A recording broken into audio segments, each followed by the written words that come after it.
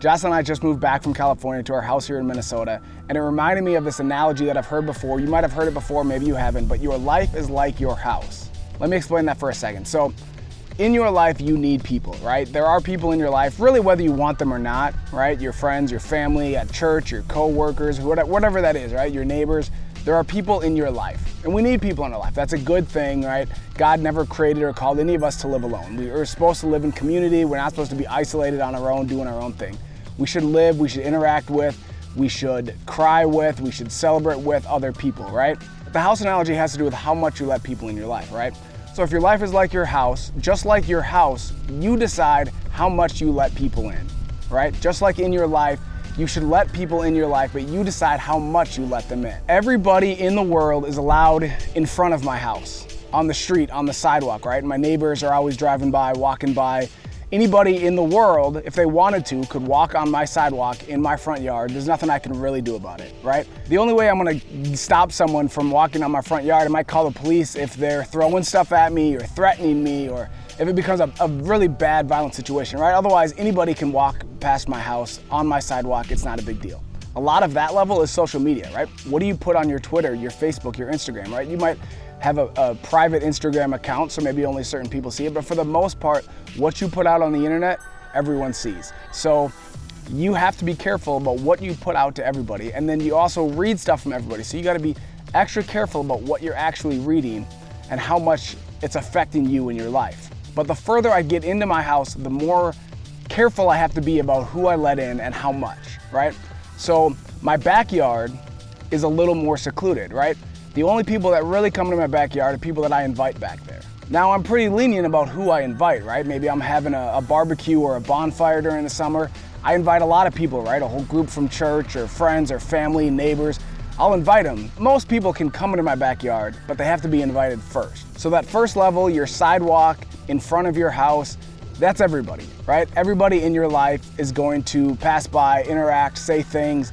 There's nothing you can do about that. There are people in this world, you're not the only one here. Even if you don't like people, that's gonna happen, right? The backyard is people that you kind of invite into your life, but it's still pretty distant, right?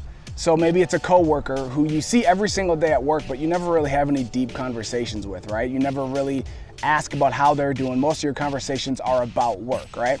The next level is the people that you actually invite into your house. So the people in my house are really more of a close family and friends. The people that maybe it's your small group at church, right? Not everybody in your church, but that small group or a discipleship group or a group of people that you have a Bible study with on a weekly basis. Maybe it's your close group of friends from school that you stayed in contact with, that you still talk to. But even further than just in my house, there's only one person that I let in my bedroom, and that's my wife. My wife knows anything and everything there is to know about me. I share every deep, dark secret with her. Every intimate detail of my life she knows. Every single day, if I'm struggling with worry or depression or disappointment, I let her know. We talk about it, we pray about it. We have that kind of deep, intimate relationship. Obviously, if you're married, your spouse should be that person that you allow in your bedroom, should be the only person that you share those things with. But at whatever stage in life you are, single, married, relationships, whatever, there should be that small of an intimate group, your best friend. Maybe it's 2 or 3 people if you're not married and you have a small group of guys that you share everything with, right? Your struggles, everything you share with them, the people that you celebrate with the most. That's what Jesus did in the Bible, right? He had crowds of people around him all the time. But he had his disciples, the 12 that he was closer with and did everything with. And then he had the 3, Peter, James, and John, that he even closer than that, where when he went and prayed in the Garden of Gethsemane, he asked them to come and pray with him. So that crowd, disciples, then the 3, the inner circle, that's exactly how we should be in life too. We need people in our life. We can't do this alone, we shouldn't do this alone, but we also have to be careful about who we let in and how much we let them in. Not everybody deserves to speak into your life.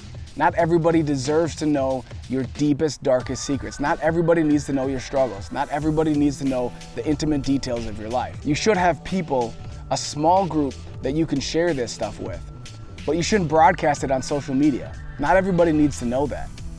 So I just want to encourage you, find people in your life that you can do life with, that you can have those intimate, close relationships with. But make sure that you keep everyone in their proper place, right? I'm not saying you gotta be guarded and keep your doors locked so that nobody ever comes in. But be careful, right? Not everybody is allowed to just come in my house free will, right? I lock my doors. That's just smart. That's taking care of myself and my family. Let some people in, but be careful. Not everybody deserves to be in your life like that.